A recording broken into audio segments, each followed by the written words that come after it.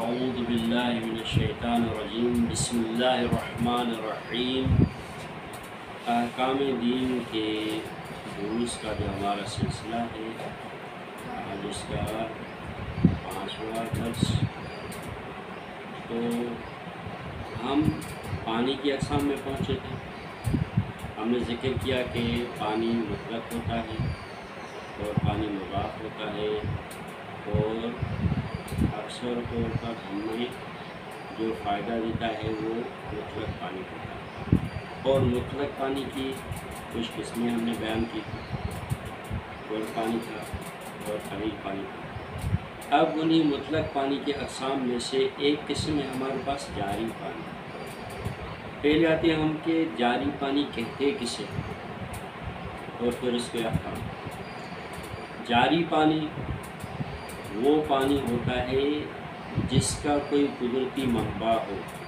کوئی قدرتی سرچشمہ ہو، مثال کے طور پر چشمے کا پانی یا کاریز کا پانی، یا وہ پانی جو برف کے پگھلنے کے بعد بہہ کر آ جاتا ہے پہاڑوں کے اوپر سے، یا آبشار کا پانی، اور وہ بہہ کر چلتا ہو۔ دوسری قسم ہماری وہ ہے کہ جو ندی میں، نالے میں بہہ کر چلتی ہو، اگرچہ اس کا کوئی قدرتی منبع نہ ہو، لیکن مصنوعی طریقے سے، مثال کے طور پر ٹیوب ویل لگا کر اس کو جاری کیا جا رہا ہو، اس کو بھی ہم جاری پانی کہتے ہیں۔ البتہ ان دونوں قسم کے پانیوں میں شرط ہے کہ زمین پر بہہ کر چلے اور مسلسل بہتے رہتے ہیں۔ تو جب تک وہ بہتے رہیں گے اس کو ہم جاری پانی کہیں گے، اور اگر ان کا سرچشمہ بند ہو جاتا ہے اور وہ جاری پانی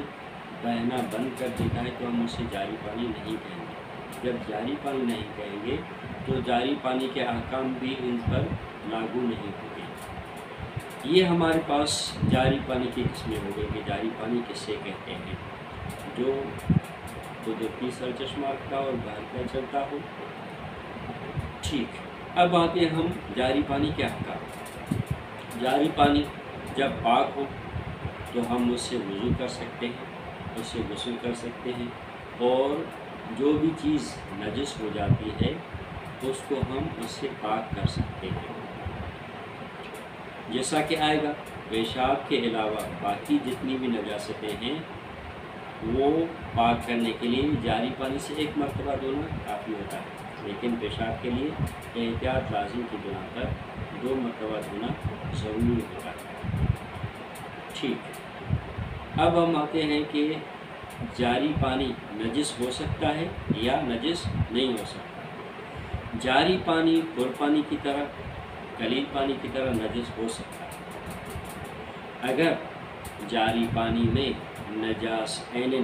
جیسے خون، جیسے پاخانہ وغیرہ گر جاتے ہیں، اور نجاست کی رنگ یا نجاست کا ذائقہ یا نجاست کی بو اس میں اثر انداز ہوتی ہے، تو ان تینوں میں سے کوئی بھی ایک چیز اثر انداز ہو تو اس یعنی نجاست کا ذائقہ اس میں پڑ جائے، یا نجاست کی بو اس میں آ جائے، یا نجاست کا رنگ اس میں آ جائے تو وہ نجس ہو جاتا ہے۔ البتہ جس طرح ہم نے کل پانی میں بیان کیا تھا کہ اگر کچھ حصہ اثر انداز ہوتا ہے، مؤثر ہوتا ہے، تو وہ صرف نجس ہوگا، اور باقی حصہ اگر کل سے زیادہ ہے تو وہ نجس نہیں ہوگا۔ تو یہاں پر بھی ہم وہی کہیں کہ جو حصہ متاثر ہوا ہے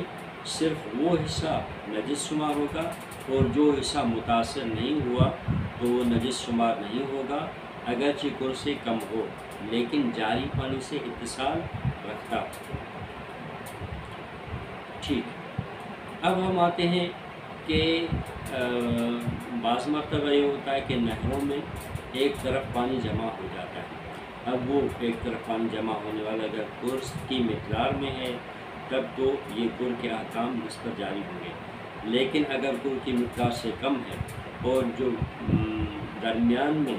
پانی بہہ رہا ہے اس کے ساتھ اتصال رکھتا ہو یا چشمے کے ساتھ اتصال رکھتا ہو، جیسے کہ ہم نے کہا، تو اس صورت میں اگر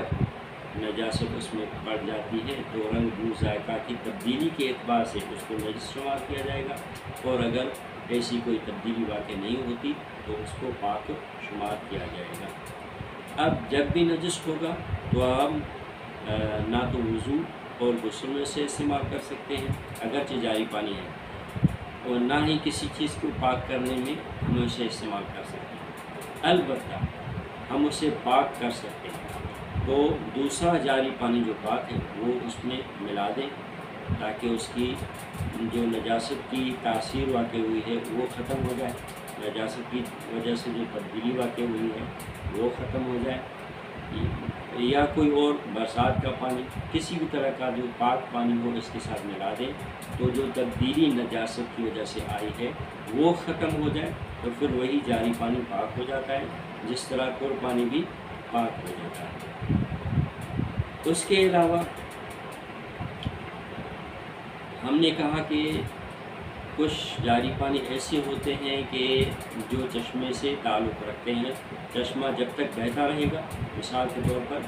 سردیوں کے موسم میں بہتا رہتا ہے اور گرمیوں کے موسم میں بند ہو جاتا ہے، یا گرمیوں کے موسم میں بہتا رہتا ہے یا اور سردیوں کے موسم میں تھم جاتا ہے، تو ان دونوں صورتوں میں جب تک اصل سر چشمہ منبع بہتا رہے گا تو اس کو جاری پانی کہا جائے گا اور جاری پانی کے احکام اس پر لاگو ہوں گے، اور جب بند ہوگا تو اس پر جاری پانی کے احکام، اسے نہ تو جاری پانی کہا جائے گا اور نہ ہی جاری پانی کے احکام اس پر لاگو ہوں گے۔ اس کے بعد ہمارے پاس آ جاتا ہے بارش کا پانی۔ بارش کا پانی بھی مطلق پانی کے اقسام میں سے، یعنی ہم اس سے وضو بھی کر سکتے ہیں، غسل بھی کر سکتے ہیں، اور اسی طرح ہماری جو نجس چیزیں ہیں اس کو پاک بھی کر سکتے ہیں۔ لہذا اب یہاں پر آتا ہے کہ ہم نجس چیز کو بارش کے پانی سے کیسے پاک کریں۔ تو نجس چیز کو ہم باہر رکھ دیں جہاں پر بارش تیز بارش ہو۔ البتہ یہ چیز نوٹس میں آنی چاہیے کہ بارش کا پانی وہ ہماری نجس چیز کو پاک کرے گا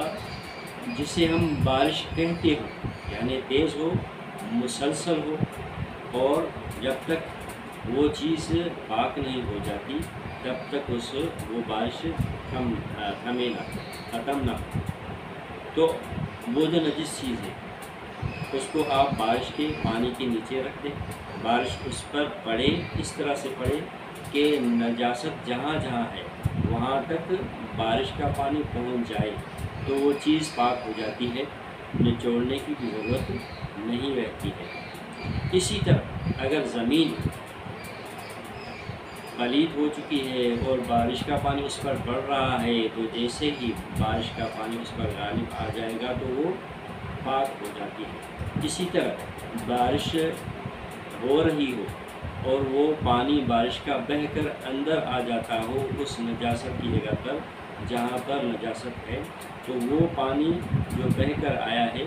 وہ بھی اس چیز کو پاک کر دے گا۔ البتہ شرط یہ ہے کہ پانی اس کی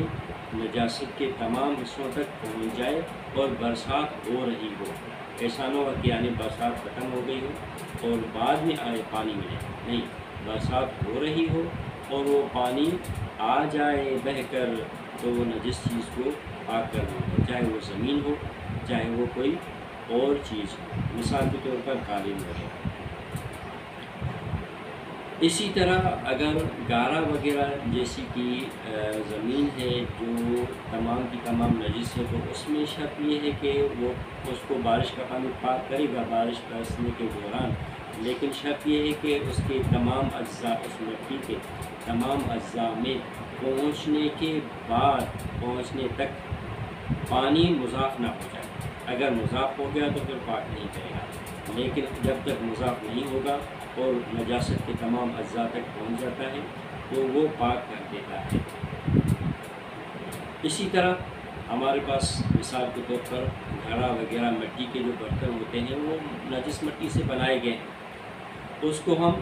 جاری پانی میں یا بارش کے پانی میں رکھ دیں گے، اتنا بھگو دیں گے کہ جاری پانی یا بارش کا پانی اس کے تمام اجزاء تک اندر اور باہر پہنچ جائے تو وہ پاک ہو جاتا ہے، اور اگر نہیں پہنچ پاتا پاک نہیں ہوگا۔ تو یہ بارش کا پانی بھی ہم نے کہا کہ جس طرح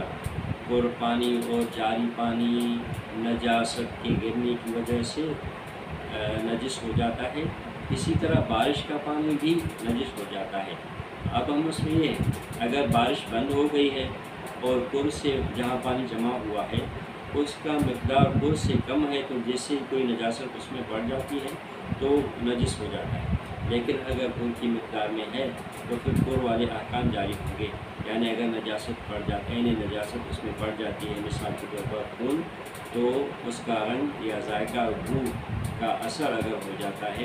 تو متاثرہ حصہ نجس شمار ہوگا۔ اور اگر برسات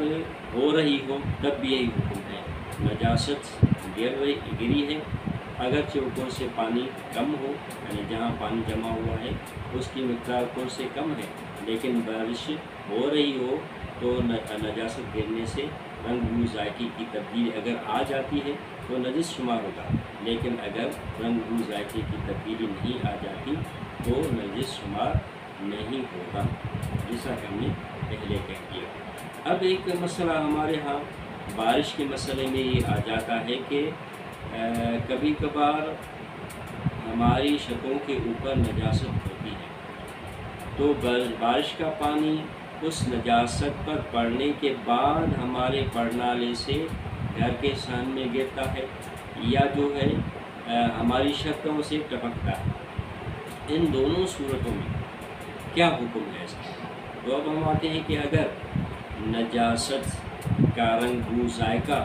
اس پانی میں ہو تو اس کو نجس شمار کیا جائے گا، اور اگر نجاست کا رنگ بو ذائقہ اس میں نہ ہو تو اسے پاک شمار کیا جائے گا، چاہے پرنالے کا پانی ہو یا وہ پانی ہو جو چھت سے ٹپک رہا ہو۔ اور اسی طرح اگر چھت سے ٹپکنے والا پانی یا پرنالے سے بہنے والے پانی میں نجاست کے ذرات شامل ہوں تب بھی اس کو نجس شمار کیا جائے گا، لیکن اگر نجاست کے ذرات بھی نہ ہو اور رنگ و بو ذائقہ بھی نہ ہو تو اسے پاک شمار کیا جائے گا۔ الحمدللہ۔